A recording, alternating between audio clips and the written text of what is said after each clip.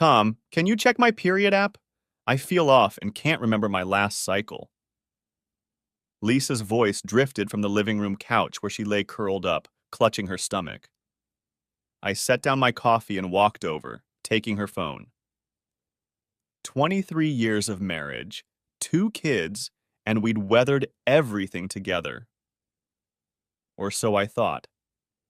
Looking at her there, even in discomfort, she was still beautiful. The same honey blonde hair I'd run my fingers through on our wedding day, though now with elegant streaks of silver she refused to dye.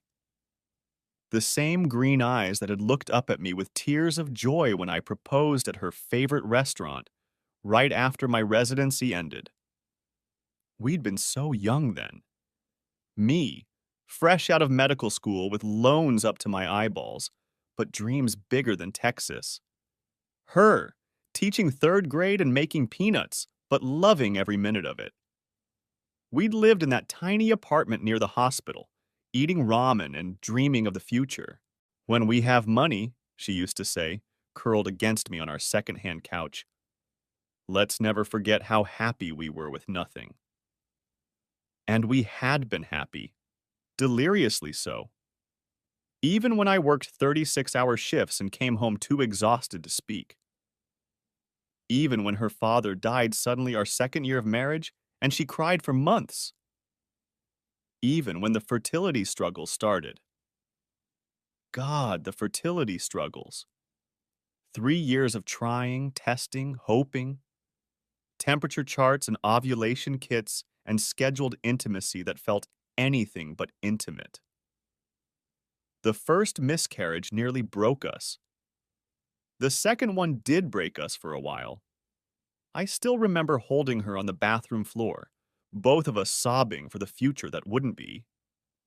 Then, miraculously, Sarah, our miracle baby, born during a snowstorm while I was stuck in surgery. I'd run through the hospital corridors in my scrubs, bursting into the delivery room just as my daughter took her first breath. Lisa's exhausted smile when she handed me our baby. I'd never seen anything more beautiful. 2 years later, Michael came along easier, as if Sarah had paved the way. Our family felt complete. We bought this house, the big colonial with the wraparound porch Lisa had driven past for years, dreaming.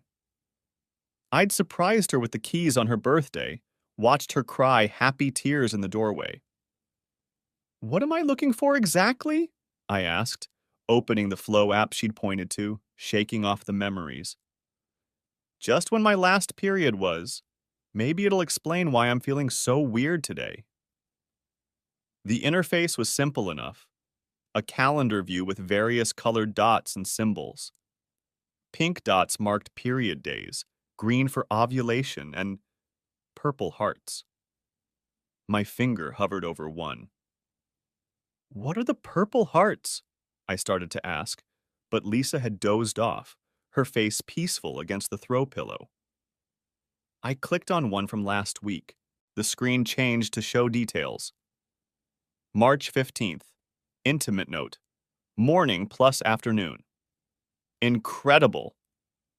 My stomach lurched. March 15th.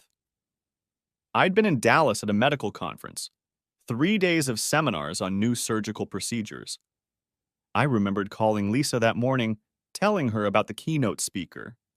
Miss you, she'd said. Bed's too big without you. My hands trembled as I scrolled through the calendar. More purple hearts. So many purple hearts. March 16th. Intimate note. Better each time. March 17th. Intimate note. Quickie before work. I sank into the armchair across from her, my legs suddenly unable to support me. The phone felt like it weighed 100 pounds in my hand. Stay calm, Tom. Think like a surgeon. Gather data first, diagnose later. But my mind kept racing back through our marriage. When had we started drifting? Was it when I made department chief and my hours got longer? When she went back for her master's degree and started working with new people? We'd had rough patches, sure. What marriage doesn't? The year I was sued for malpractice, a surgery that went perfectly, but the family sued anyway.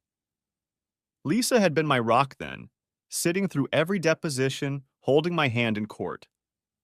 When we won, she'd organized a huge celebration, invited all our friends. Or 5 years ago, when her mother was diagnosed with Alzheimer's.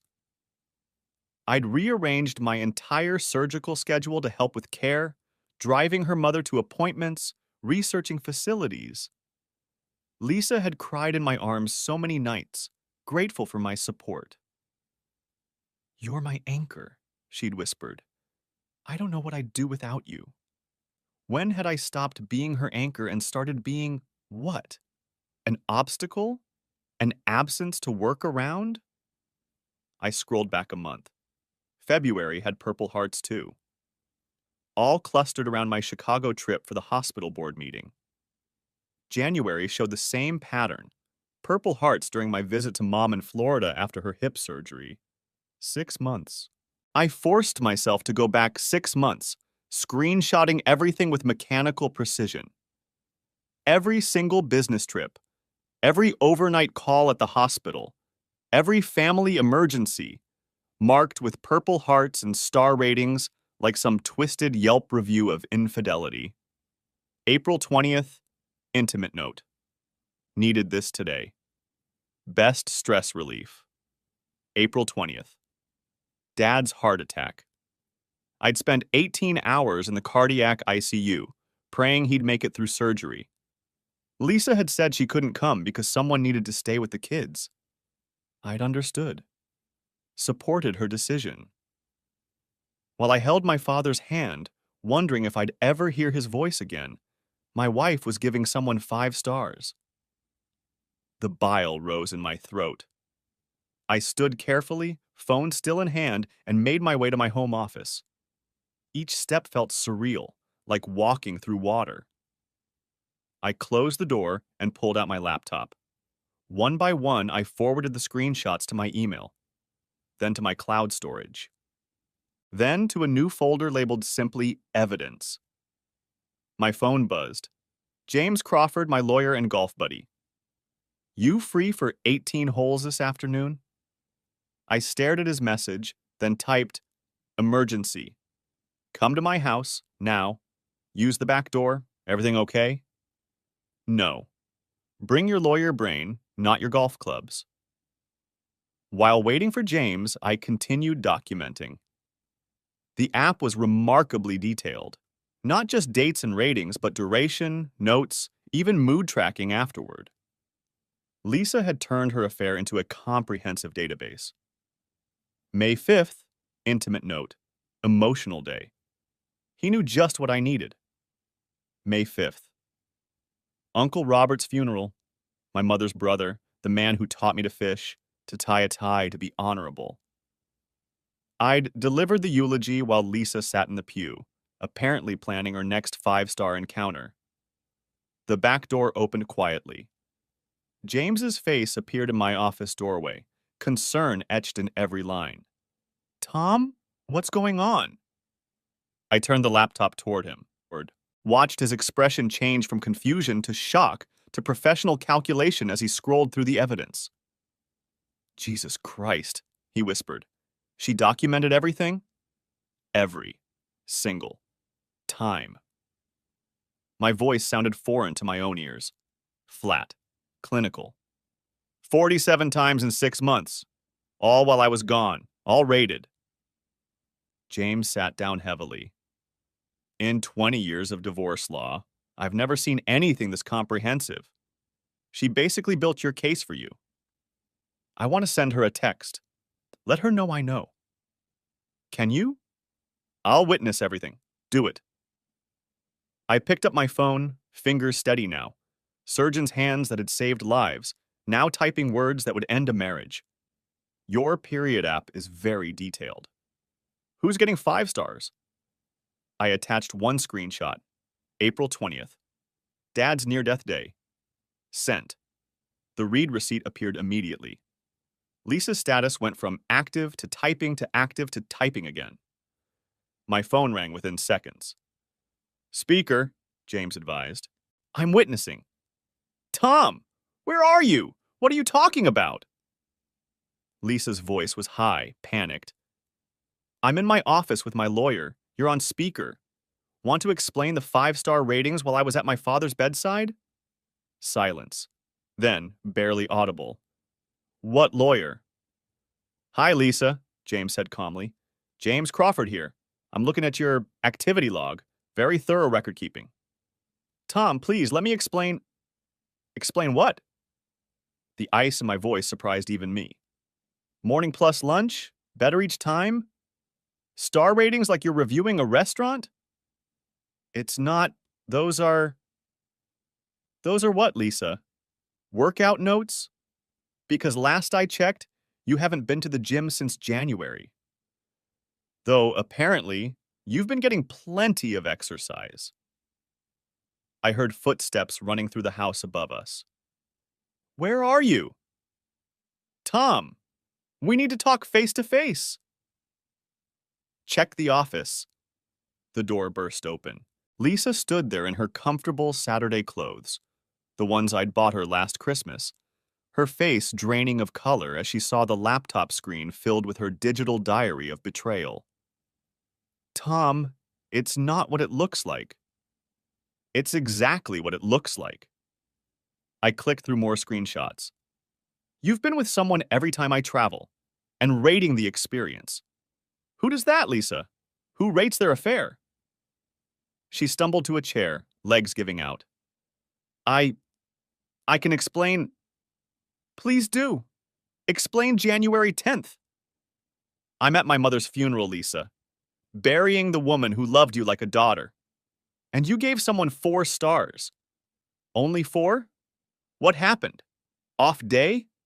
I'm giving my mother's eulogy while you're disappointed in your side piece's performance. Stop. Tears streamed down her face. Please stop. February 28th, 5 stars. Best yet. I was presenting to the board for our hospital's expansion. The presentation that secured funding for the children's wing. While I'm fighting for kids with cancer, you're handing out 5-star reviews. James spoke quietly. Mrs. Mitchell, you've documented approximately 47 instances of infidelity, with ratings, times, and notes. This is the most comprehensive evidence of adultery I've seen in my entire career. I want a name, I said. Who's been earning these stars? Lisa's shoulders shook with sobs. Does it matter? Does it matter? My fist hit the desk, making everyone jump. You've been reviewing him like a restaurant on Yelp. Yes, it matters. I have a right to know who's been in my bed, in my home, with my wife. It's Derek, from my office. The name hit me like a physical blow. Derek? Derek who came to our Christmas party? Derek whose kids play with ours? Derek who I helped move into his new house? She nodded miserably, unable to meet my eyes. Derek. I'd carried his couch up 3 flights of stairs, had beers with him in his new backyard. His wife Miranda had sent a thank you card with a picture of their family. Get out. The words came out quiet, controlled. What? Get out of my house. I stood, using every ounce of control not to punch the wall. James is witnessing this. You have 1 hour to pack essentials. The rest goes through lawyers. You can't just kick me out. This is my home, too. James cleared his throat. Actually, given the documented infidelity and the house being in Tom's name from before the marriage, he can request you leave immediately. Where will I go? Ask Derek. He's 5 stars, right? I'm sure he has room. Maybe his wife will even help you unpack. The cruelty in my voice was foreign to me, but I couldn't stop it. 23 years of love, trust, and partnership reduced to star ratings and scheduled betrayals. The kids will stay here, in their home, with the parent who didn't turn their marriage into a review site. I pulled out my phone again. I'm sending these screenshots to myself, my lawyer, my cloud storage, and a backup drive. Every single one. You can't share those. That's private medical information. Private? I laughed, but there was no humor in it. You documented your affair in an app, Lisa, with ratings, with notes about how good it was while I was watching my father code on an operating table. You gave up privacy when you turned Infidelity into a 5-star system. She fled upstairs.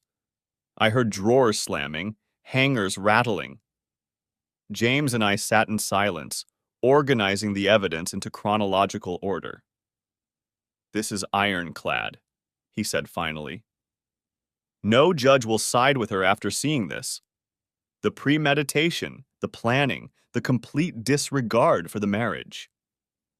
She rated her affair, I said, still struggling to process it. Who does that, James? Who gives star ratings to cheating? Someone who never expected to get caught. The app probably felt safe, private. Her own little secret diary. An hour later, Lisa dragged 2 suitcases down the stairs. Her face was blotchy, makeup streaked, but I felt nothing.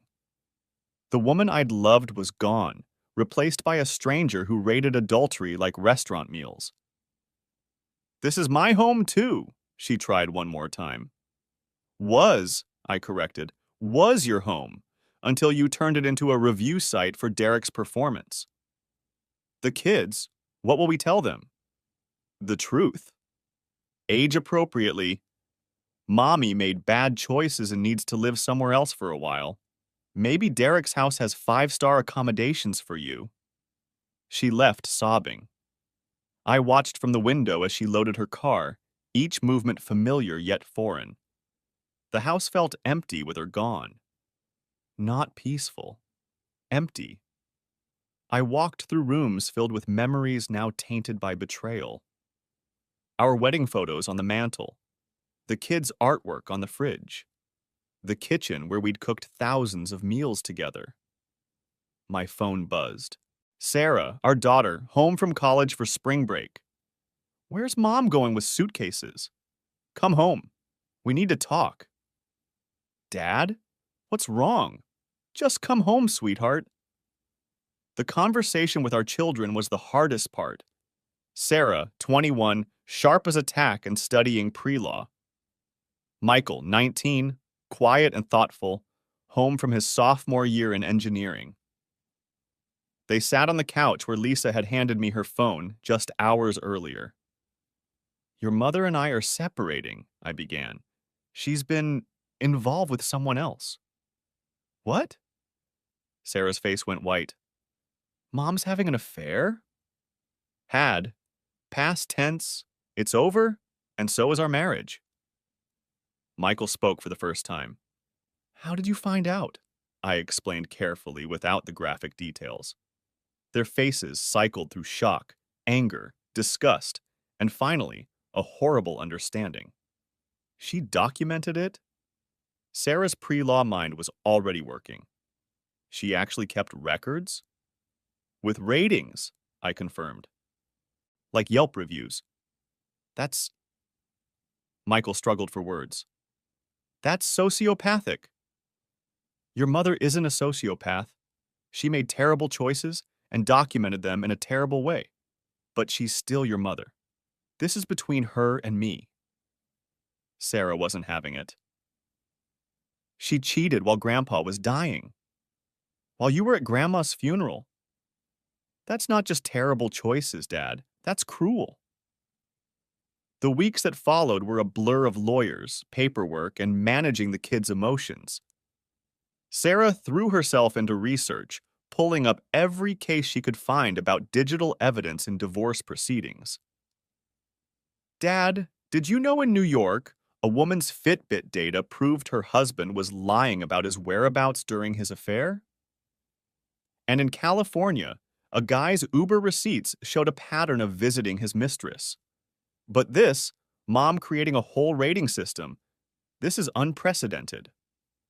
Michael, quieter by nature, processed differently. I found him in the garage at 2 a.m. working on his car. Couldn't sleep, he said when I joined him. Keep thinking about all the times Mom said she couldn't come to my robotics competitions because she had school obligations. Was she with him then too? I couldn't answer. I didn't know how deep the betrayal went. You know what gets me? He continued, not looking up from the engine. The ratings. Like, having an affair is bad enough. But rating it? Writing reviews? That's just twisted. People do strange things, I said carefully. Sometimes they compartmentalize so much they don't realize how their actions look from the outside. Did you suspect anything? Before, I mean. I thought about it. Had there been signs? In retrospect, maybe. The new clothes. The increased focus on her appearance. The way she'd been protective of her phone lately. But I'd attributed it all to her new position at work, the confidence that came with her recent promotion. No, I admitted. I trusted her completely. Michael finally looked at me. How do you trust anyone after this? I didn't have an answer for my son. How do you explain that trust is a choice, one you have to make despite the risk? That the alternative, living in suspicion and fear, is no life at all? The legal proceedings began in earnest 3 weeks later. James had assembled what he called a shock and awe package, every screenshot organized by date, a timeline showing my whereabouts for each incident. Character witnesses lined up. Her lawyer's trying to negotiate, James told me over coffee. Wants to keep this out of court. No. Tom, mediation might be faster. No, she made this public the moment she put it in writing. Stars and all. Let the court see what she did. The first hearing was for temporary orders. Judge Harrison, a no-nonsense woman in her 60s with steel gray hair and sharp eyes, reviewed the evidence with increasing incredulity. Counselor, she addressed Lisa's lawyer, a nervous young man named Bradley. Am I understanding correctly that your client used a period tracking application to document and rate extramarital encounters? Your Honor, my client's personal health data should be protected. Counselor, I've been on this bench for 30 years. I've seen text messages, emails, credit card receipts, even GPS data. But I have never seen someone create what amounts to a Yelp review system for adultery.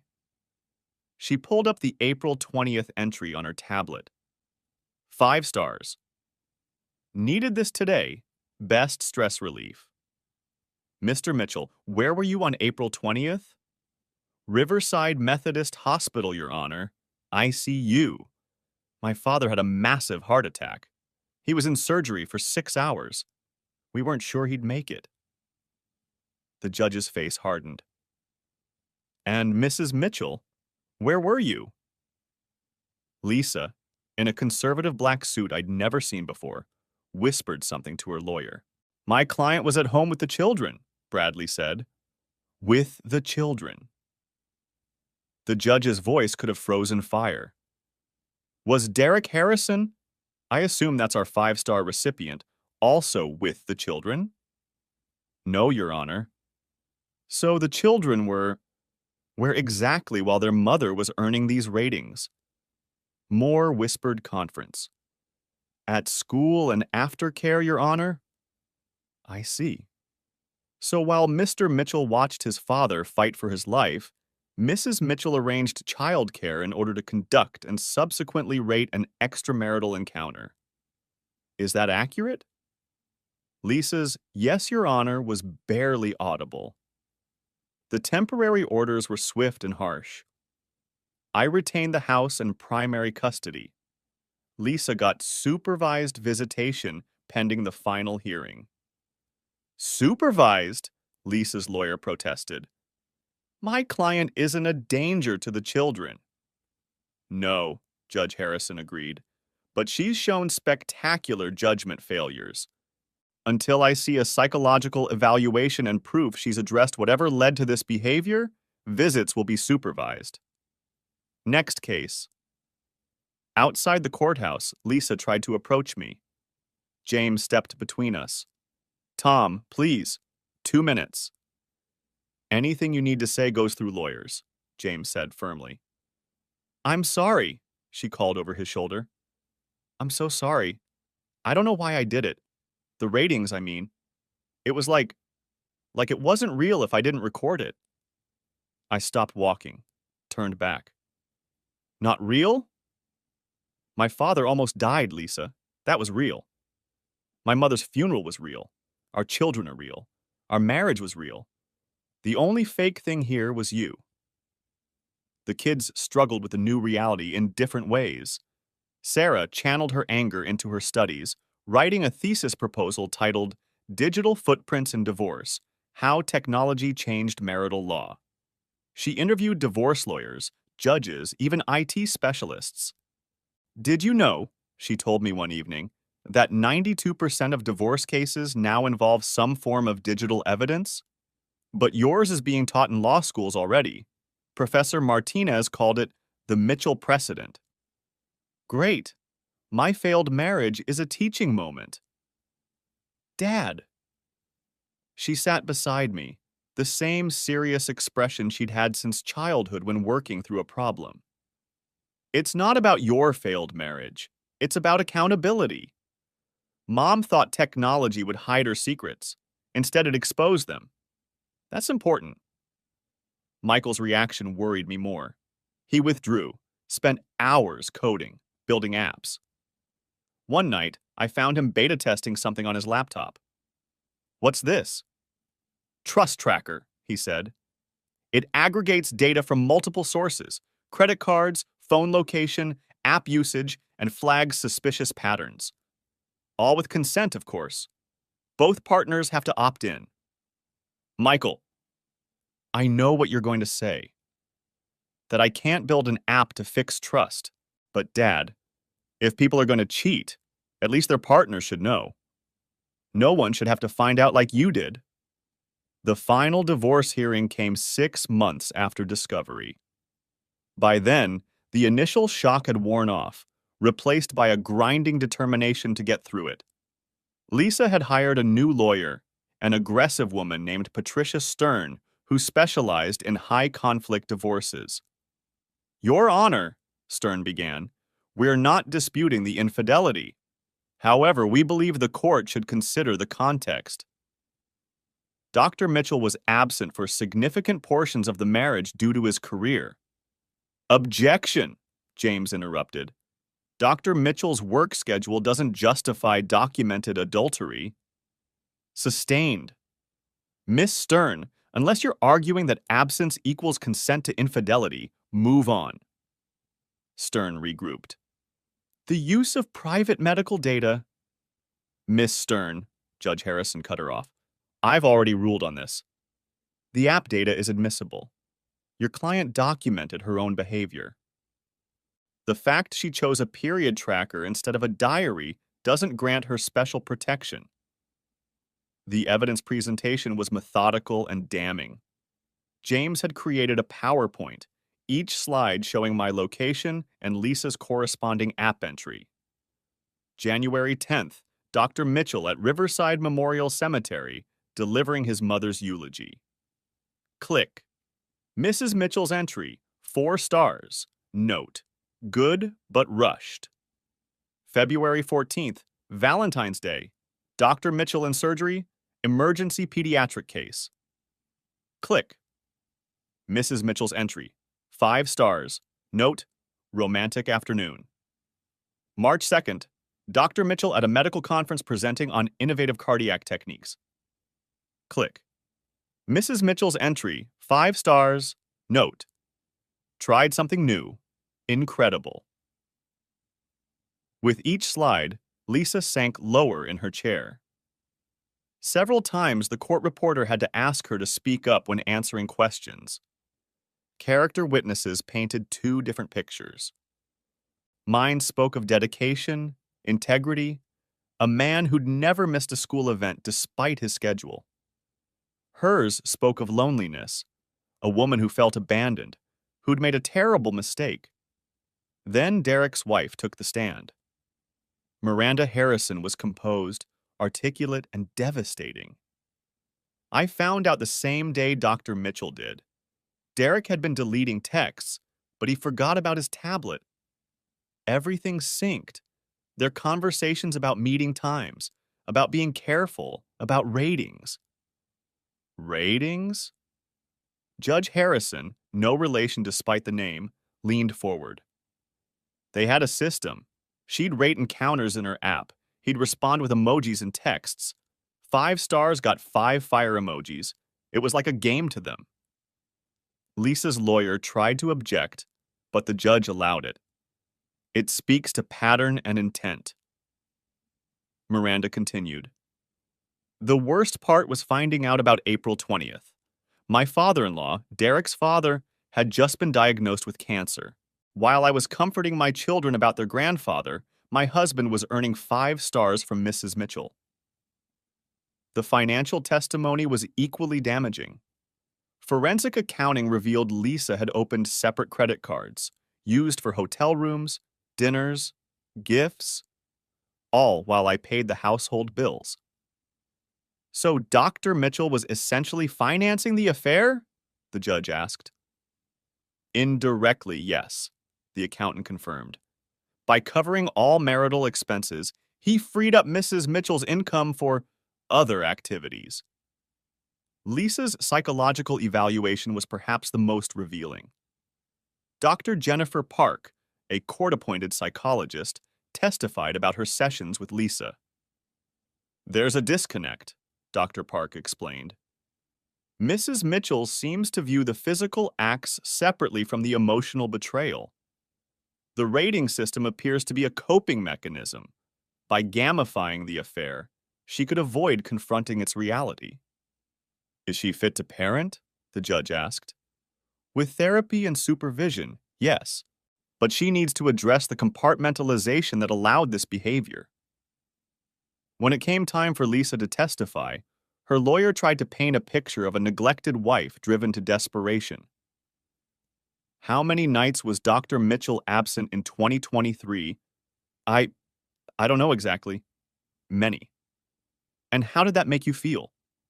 Lonely, abandoned, like a single parent. But James's cross-examination was surgical. Mrs. Mitchell, on January 10th, where was your husband? At his mother's funeral. Did you feel abandoned when he was burying his mother?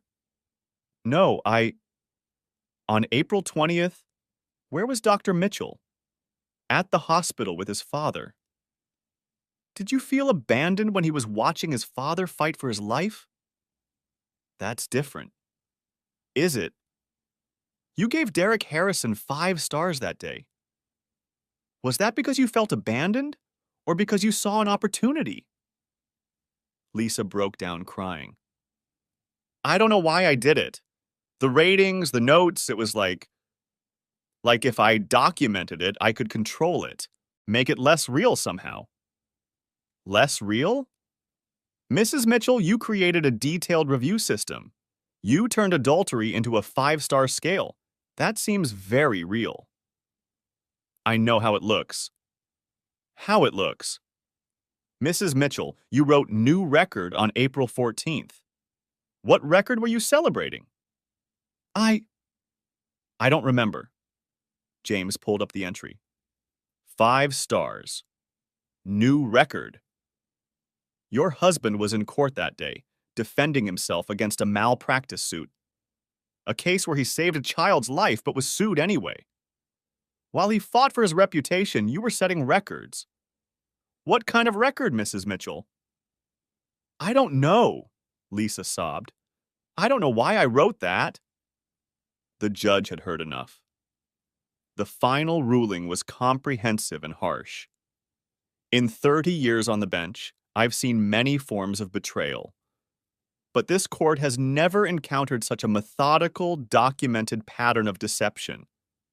Mrs. Mitchell didn't just have an affair, she created a rating system for it. She scheduled encounters during her husband's most vulnerable moments. She gave 5 stars while he buried loved ones, saved lives, and fought for his career. The court awards Dr. Mitchell the marital home, primary physical custody of the minor children, and 75% of marital assets, excluding Mrs. Mitchell's teaching pension. Mrs. Mitchell will have supervised visitation for 6 months, pending completion of therapy and a follow-up psychological evaluation.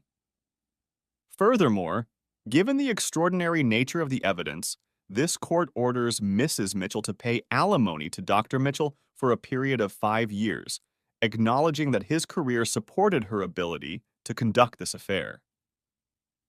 Mrs. Mitchell, you turned your marriage into a review site. Now you're experiencing the consequences of those reviews. Court is adjourned. Outside the courthouse, Lisa made one last attempt to speak to me. Tom, please.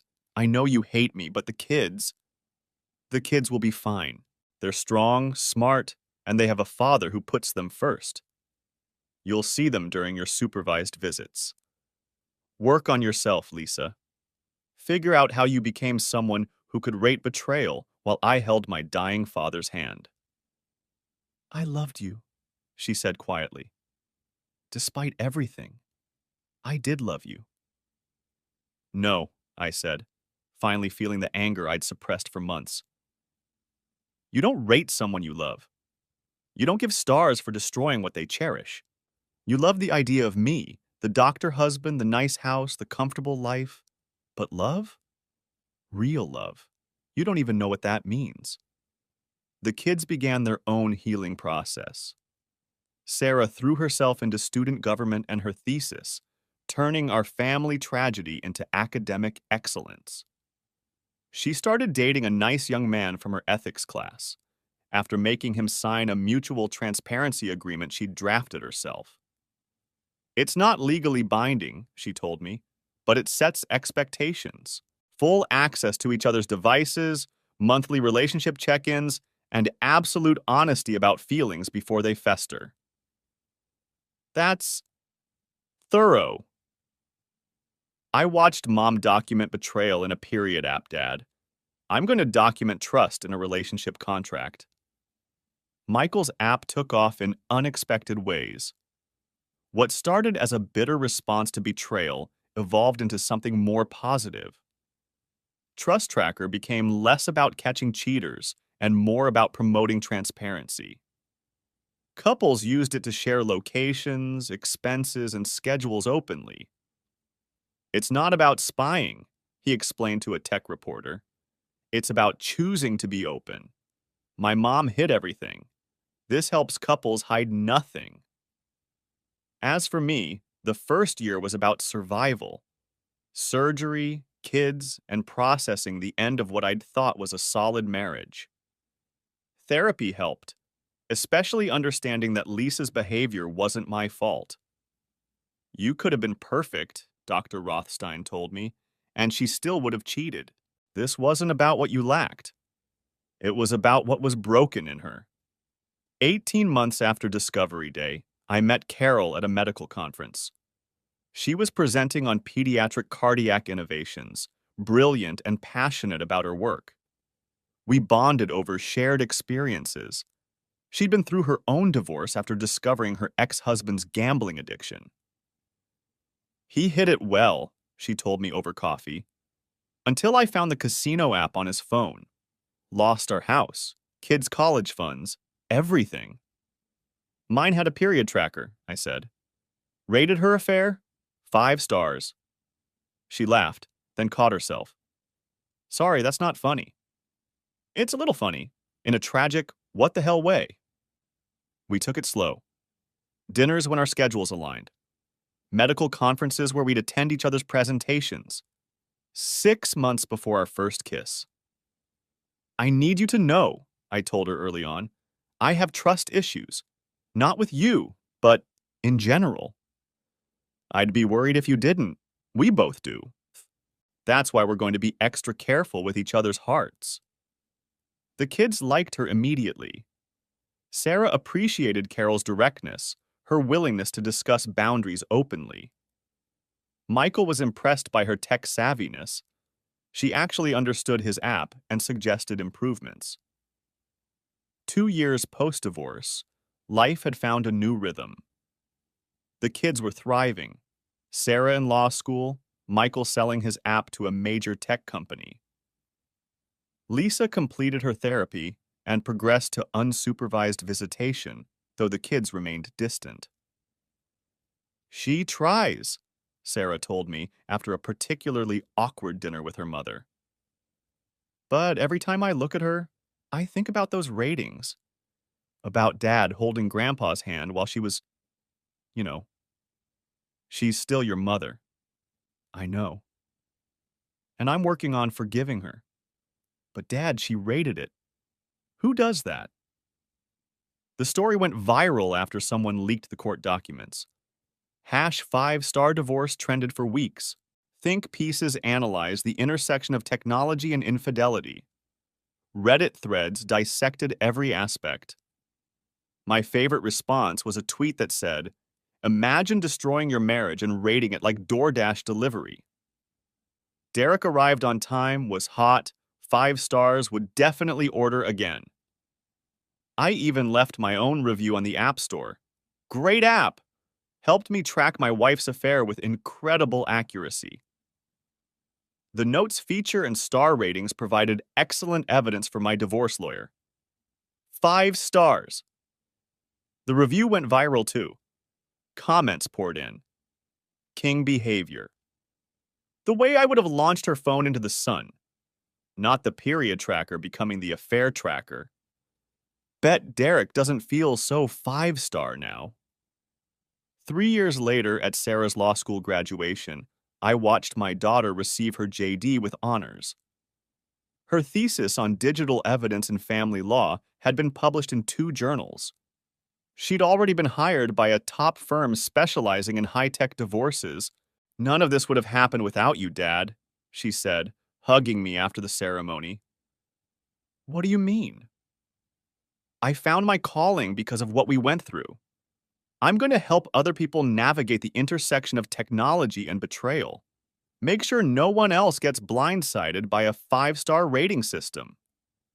Lisa attended the graduation, sitting several rows back with her sister. She'd lost weight, aged considerably. The confident woman who'd handed me her phone that Saturday morning was gone, replaced by someone who looked perpetually apologetic. After the ceremony, she approached cautiously. "Tom, the kids look wonderful." "They are wonderful, despite everything." "I know you'll never forgive me." "I forgave you a long time ago, Lisa, for my own peace." "But forgiveness doesn't mean forgetting, or trusting, or wanting you back in my life beyond co-parenting." I think about that day all the time. If I hadn't asked you to check the app, you'd still be giving out 5-star ratings. The only thing you regret is getting caught. She started to protest, then stopped. You're right. I was so deep in my own justifications, my own world. The ratings made it feel like a game instead of destroying our family? Yes. She looked at our children, laughing with their friends. I see a therapist twice a week. I'm trying to understand why I did it, why I documented it like that. And she says it was about control. I felt out of control in our marriage, with your schedule, with getting older. The affair made me feel wanted. The ratings made me feel powerful, like I was in charge of something. You were in charge of plenty, our home, our children, our life together. But that wasn't enough. It should have been. Tears ran down her face. It should have been everything. I destroyed everything for what? Ratings? Stars? A man who ran back to his wife the second we were caught. I felt a flicker of the old sympathy, the urge to comfort her. But too much had happened. Too many five-star betrayals while I fought to save lives and honor the dead. The kids are adults now, I said instead. They'll decide what relationship they want with you. I hope you find peace, Lisa. Real peace. Not five-star reviews of it. That night, Carol and I celebrated Sarah's graduation at our favorite restaurant. We'd been together 2 years, living together for 6 months.